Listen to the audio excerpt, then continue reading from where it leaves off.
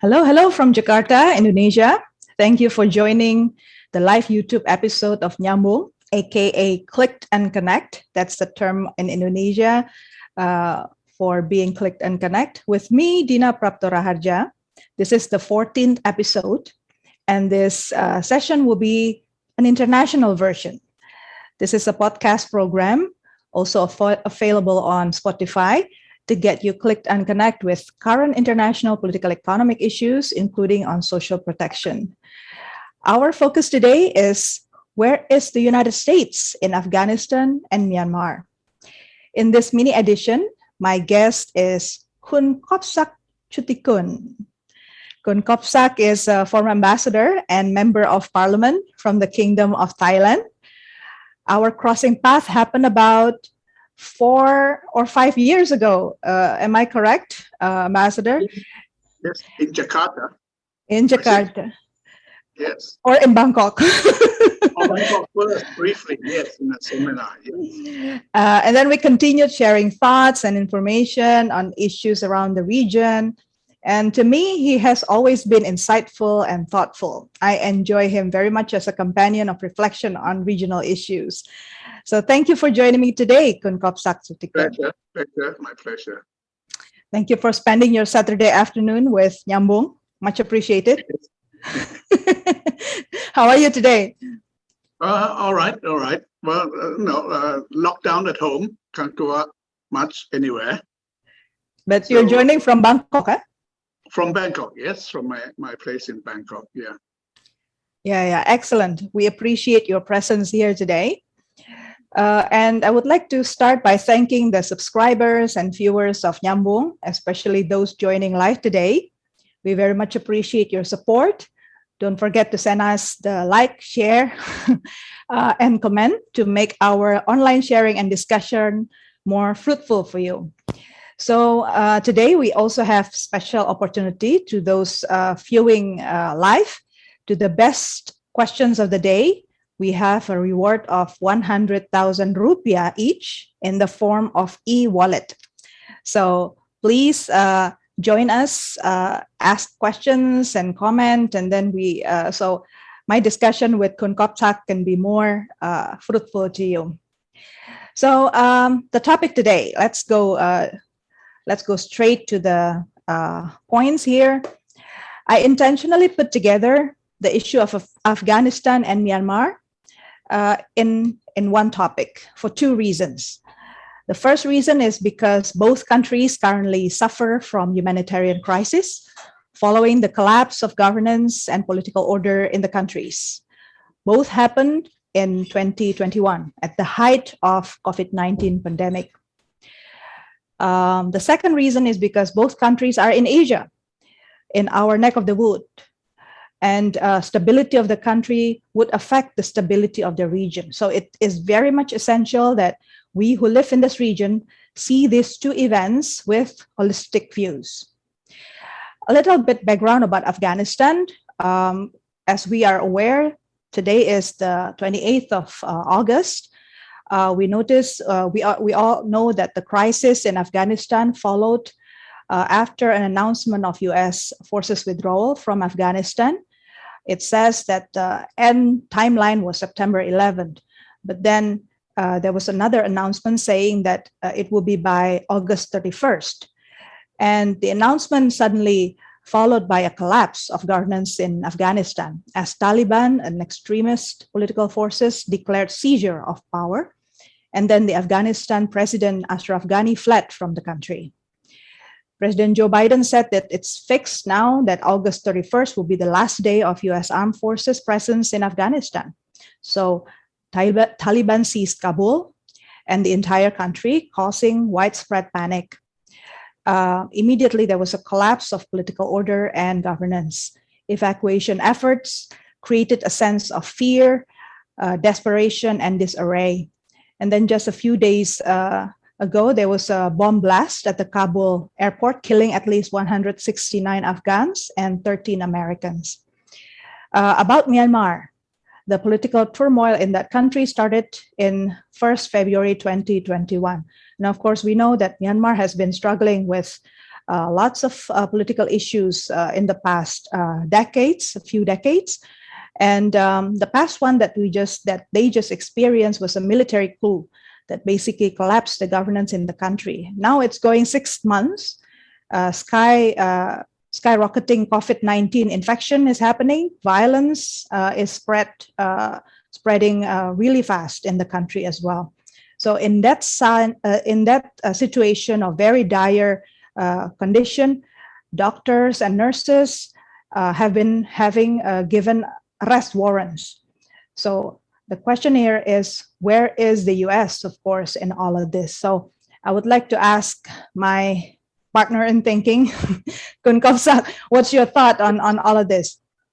Well, of course, the immediate impact in this region, as we try to follow events, mostly on the mass media, television programs, events in Afghanistan, I think was one of shock, perhaps, of unexpected consequences, and of some concern, because the US was involved. I think that's one. And secondly, of course, because of the potential for increased militant Islamist movements to be spreading out again out of Afghanistan. But in the terms of the US involvement, I think because the US is still a major actor in Southeast Asia. Right. And we see, as you say, similarities between Myanmar and Afghanistan. We can see Myanmar in the east and Afghanistan in the west as if like two poles holding up the soft underbelly of Asia, two strategic poles. But many similarities now, as you say. There's a humanitarian, half the population are starving, medical pandemic, no one is getting vaccines in Afghanistan yet, a lot of medical equipment needed. Also in Myanmar, there's a civil war, as you say, tribalism, ethnic conflicts in a country that is rich in natural resources. Both of them are tempting for outside powers, and who have been trying to vie for influence and power in those two strategic points, geostrategic points of Asia for centuries now. And we see perhaps a return of the big game again. It was in Southeast Asia in 1975 when the US left, the fall of Saigon. And then the pendulum sort of swung to the west, to Afghanistan, Mujahideen fighting, being backed by some Western countries, United States, to try to get the Soviets out. So the big question now is, okay, if they think Afghanistan, they are withdrawing, going out, will the pendulum swing back to Southeast Asia? Would they choose Southeast Asia again as a new line of confrontation?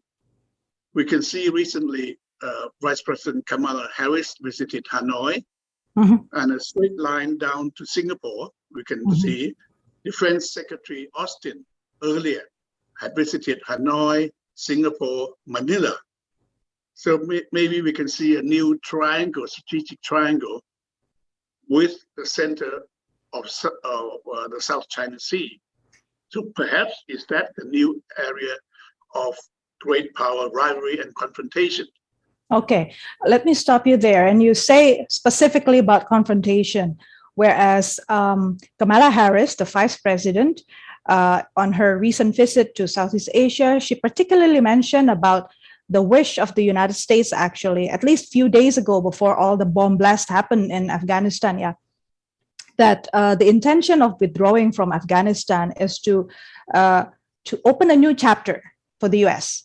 Basically, leaving behind the 9/11 story, all the terrorism narrative that has been clouding U.S. foreign policy, to shift now to the economic agenda. And this is the reason why she said she is visiting Singapore in particular, because she wished to develop certain supply chain cooperation in Southeast Asia. Your comment on that, sir? Well, that's hopeful, because she also said that the U.S. was not seeking to have a zero-sum game in terms of China and the US relationship, that countries in this region basically do not have to make a choice between either China or the US. There could be mutual interest, mutual accommodation. So again, focusing on, yes, trade, development, investment, which is good, supply chain. But again, supply chain was the concern to try to divert from China, to try to cut the linkages between the US and the China economy or not. Well, we have to wait and see. There was a trade agreement, of course, that was promoted by President Obama, the PTT. But ironically, President Trump withdrew from the PTT, and now it's China who said it's considering joining the PTT or the revised PTT. So we have to see, again, in this competition between China and the US, what will occur. When we mention Myanmar, of course, in that particular swing of the pendulum from East Asia, West Asia, and coming back here again now, perhaps the South China Sea can be seen in terms of the tennis Wimbledon, the center court. Myanmar could be a side court, that goes on. So there, some competition being undertaken, very similar, as you mentioned, circumstances, economic developments, a civil war, basically, fighting an armed group overthrowing an elected civilian government. And recognition in the UN next month will be a struggle. People have to compare. Myanmar was basically quite straightforward, I think, because people were saying, oh no, you can't overthrow an elected government. We'll be keeping recognition with the former government, with the ambassador in New York. But in the case of Afghanistan, people are now thinking, oh, maybe we do need the Taliban to ensure some stability there. Maybe Taliban is not the main threat. Maybe it's ISIS-K more is a threat. And E-Team and other terrorist organizations. So it clouds the picture there of Myanmar that we were proceeding along, ASEAN, special envoy and all that. So at the very least, I think in terms of Myanmar, Afghanistan has taken sort of sucked the oxygen out of the interest in Myanmar, because countries have very short attention spans, and very short. We have to in sound bites. What is happening? Why is it important? But Myanmar has been almost totally overlooked. Just 3 days ago, Wednesday, was the 4th anniversary of the Rohingya genocide. Almost nobody mentioned it, because all the news was on Afghanistan. So I think that is one of the implications right away, consequence of Afghanistan. On our region. So let me also invite the viewers, if you have any questions, please feel free. You can ask in Bahasa Indonesia as well, and I can always translate it for you. Just type it in. So on the questions on the issue of Afghanistan and Myanmar, I would also add my observation about another similarity of US problems for the region or for the world, for that matter. Kamala Harris also mentioned that the US intent is still to be a global actor, basically. And everybody who study about US foreign policy would know that the US approach to many issues is only, it's never quite this quite different between the Republicans and Democrats. Both are interested in going into certain countries with usually two approaches. And we can see the two approaches being prominent in Afghanistan, for instance, military approach, right? Going in to secure stability, quote unquote. And then if matters are not solved or to their content, they would pull away. The second approach that we see from U.S. foreign policy is to sanction as a form of pressure. And we see that approach being applied to Myanmar. For many, many years, Myanmar has been under U.S. sanctions. And then under Obama, they start lifting a bit that pressure. But now with the collapse of the democratic system there, they try to impose another sanctions, different kinds of sanctions to all the individuals being involved in the rule. So I think the U.S. itself are struggling to create a different image of the U.S. back during the Cold War. Is that why they still talk about Saigon? I think it's weird. It's already beyond Cold War, and yet they keep talking with the same narrative and keeps also refer to the same a different narrative, saying this is a new chapter. Do you think I'm puzzled with this, honestly. Mm-hmm. Well, certainly there are several strains in U.S. foreign policy. There's an idealistic, ideological strain that resonated, I think, with a lot of people around the world, at least people of my generation. 1961, President Kennedy inauguration. Those idealism, the eloquent words. I think that's. I noticed some. We shall pay any price, bear any burden, meet any hardship, support any friend, oppose any foe, in order to assure the survival and the success of liberty. And then he said he gave a pledge to countries, allies, pledge loyalty of faithful friends. That was, I think, the high watermark. And there was a humanitarian strain in US society, the libertarian strain, that they wanted to do good in the world. And that's their own, I think, still their own notion of themselves still. But then there was a militarist strain, militarism.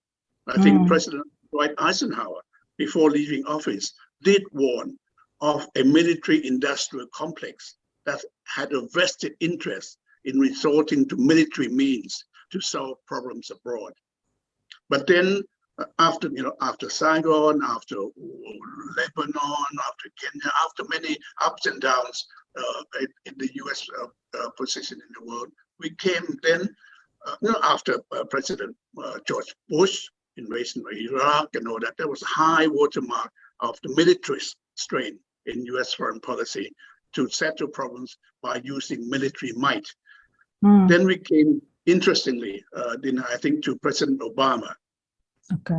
When faced with Syria, I think he was with Syria towards the end of his presidency. He had this to say, that we cannot. When Obama said that we do not have the ability to solve all the world's problems, it's beyond America, that they would now look. This is even before Trump. And of course, with President Trump, America first, everything coming back, not even the allies. So there are different strains in US policy pinging back and forth, back and forth. The reaction now to Afghanistan, which of course for the US is that they took a hit in image in terms of credit worthiness, credibility, in terms of competence, in terms of capability, questions that can be asked of the US. They may rebound, but where would they do it? They have to recoup. They have to recoup that standing in international affairs. Again, is it Southeast Asia that they'll make a stand again, draw a line in the sand? A line in the sand that Mr. Obama did not keep to in Syria, for example. He then walked back and said, no, it's beyond us, to that kind of thinking. The thinking that I think President Biden has continued when he says, no, we cannot solve it. If the Afghan army does not fight, if they don't stand up, if the government runs away, if the government is corrupt, we cannot help them. So that again, going back, and we have to see now what position they would take when confronted with a situation in our region. Right. The region of Southeast Asia basically look at these two events going on in Afghanistan and Myanmar from two lenses, I think. The first one is from the economic side. All they want to make sure is that all these two events are not interfering in the economic opportunities and recuperation even after the pandemic or during the pandemic. Second of all is the issue of counter-terrorism, to make sure that all this instability going on in these two countries are not bringing in radicalism, extremism in particular, terrorism against the country. So what I think is rather weird here is that the US is trying to potentially apply what China has been doing to beat China presence in the region or potentially globally. So they may use different kinds of narrative to justify their actions in these two countries. One with sanction, the other one withdrawal of troops. But the question here, back to the statement of Kamala Harris recently, that basically they want to make sure that the economy is growing. They are trying to re-strategizing inside of the United States and build new kinds of partnership with Southeast Asian countries to beat China, basically. So it's are you looking at are we actually looking at US trying to mimic China's strategy to win the hearts of countries through economic approaches so that they can beat China with their own game? Well, if that's the case, that's good for us. Then we have many suitors to choose from. People offering this and that. Although there are limits, I would think to what the US can do economically compared to China, because at least China is so much closer by. But the more the merrier in those terms, in trade, investment, tourism, people offering to help and to be involved in national economic development. So good. I think all the countries would welcome that. But perhaps it goes more beyond that, more strategic or geographical or national interest. Going back again historically, quickly to after Saigon, 1975, because that's always used as, Afghanistan, Kabul is at the second Saigon, coming back again. After Saigon, 1975, and even 1 or 2 years before it, you see all the nations of Southeast Asia try to adapt. We open up relations with Beijing. We adjusted. We learned how to live. ASEAN was only 5 countries then.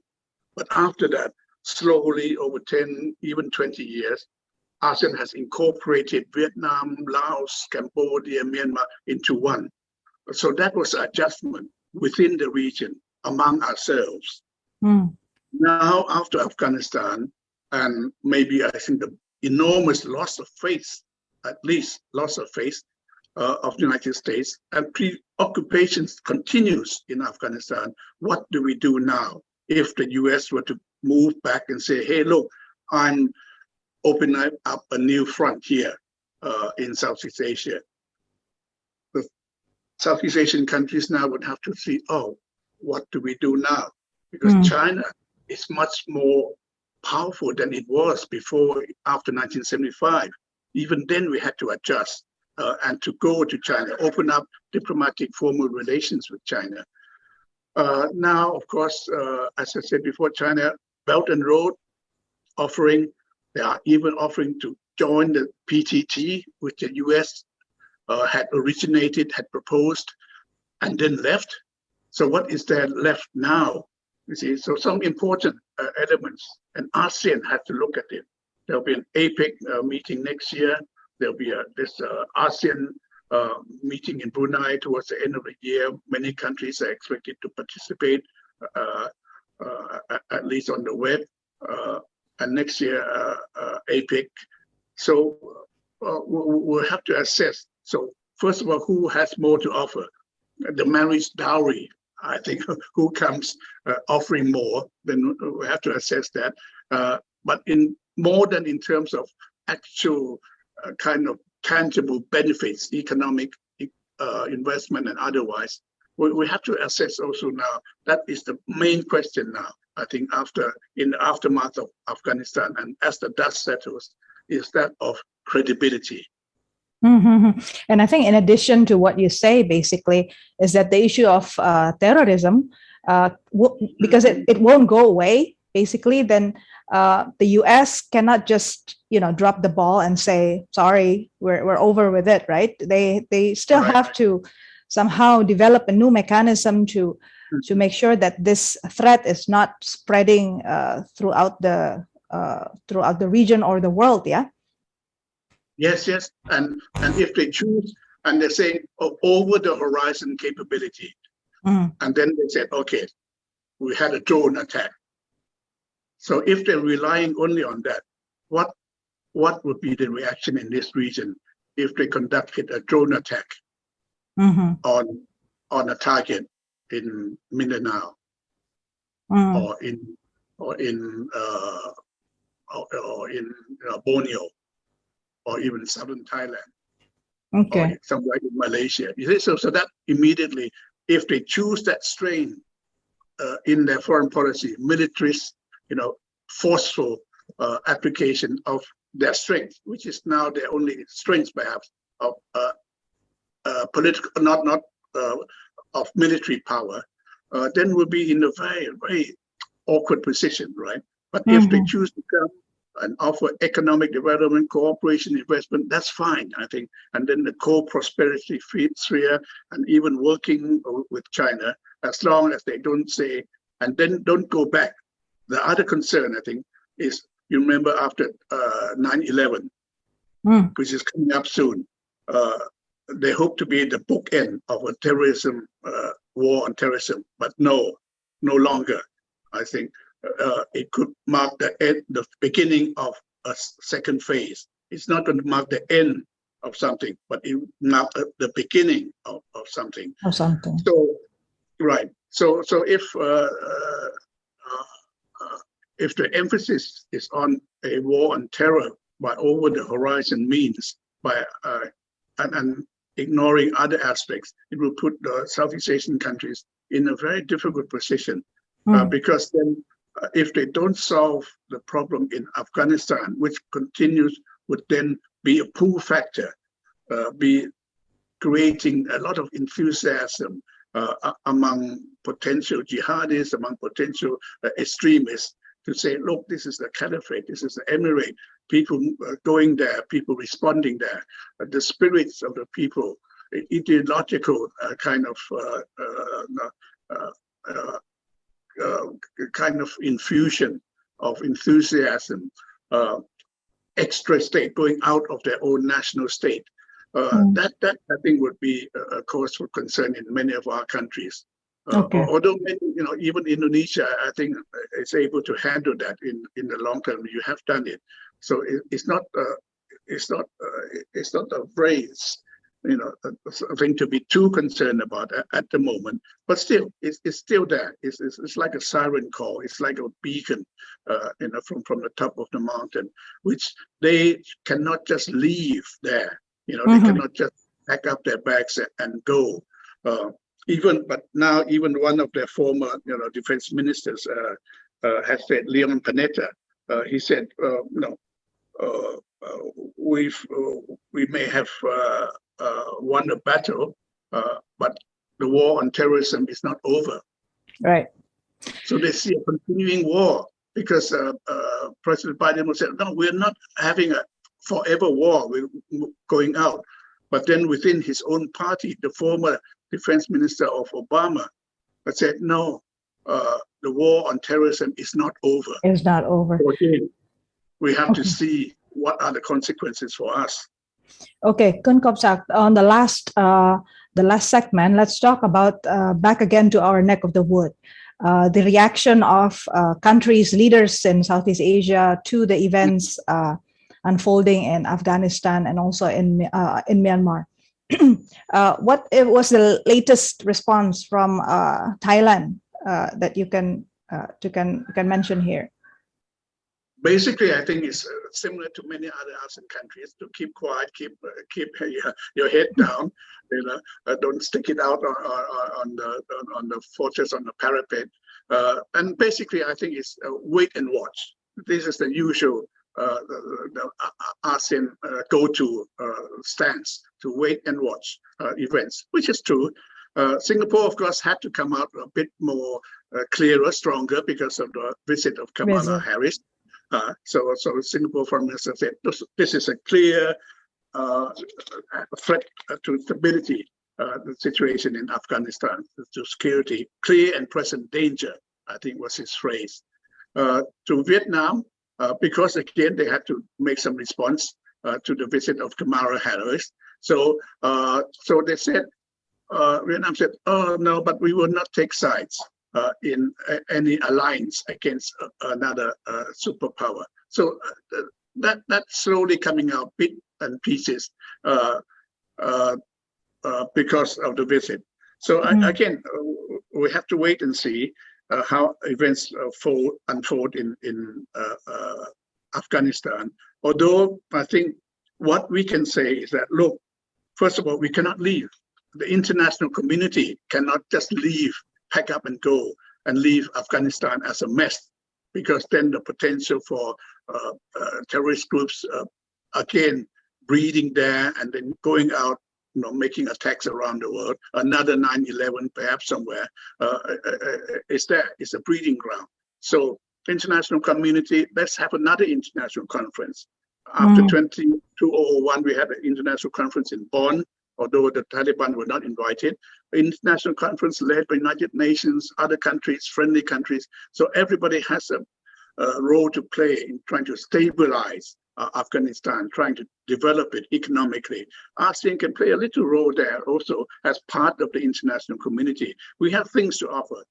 Indonesia has moderation, has an ideological understanding of way Islam can be a national religion that brings people in society together. For example, Thailand, we can offer maybe like crop substitution programs so that opium does not have to be main cash crop in Afghanistan, things like that. At the same time, I think Myanmar also needs an international conference now. We've given enough time to ASEAN special envoy.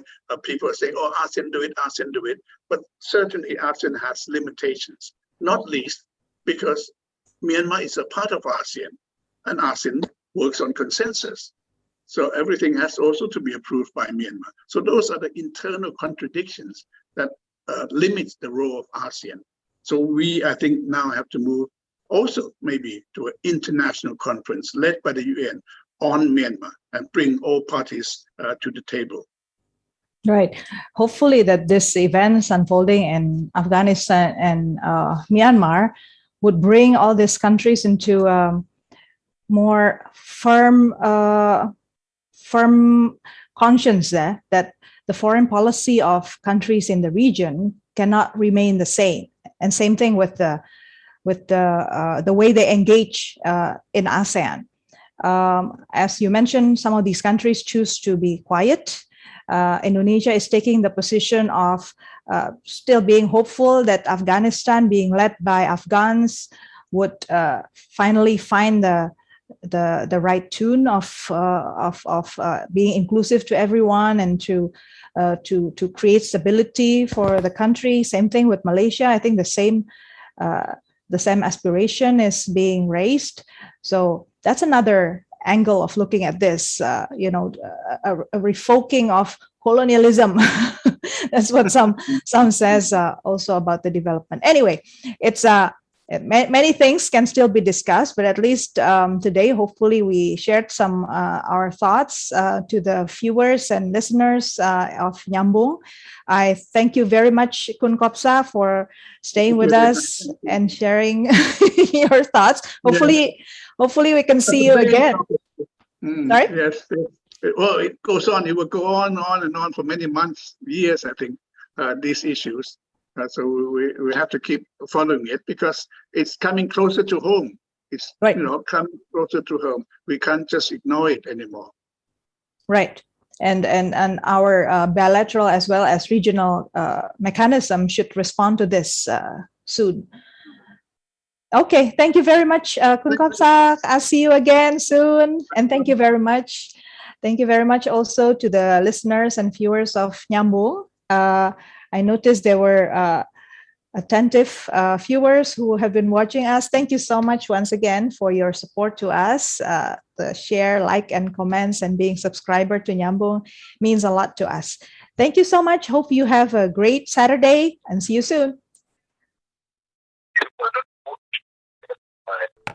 Thank you so much for your support once again. Our podcast is available at YouTube and Spotify at Nyambung with Dinna Prapto Raharja.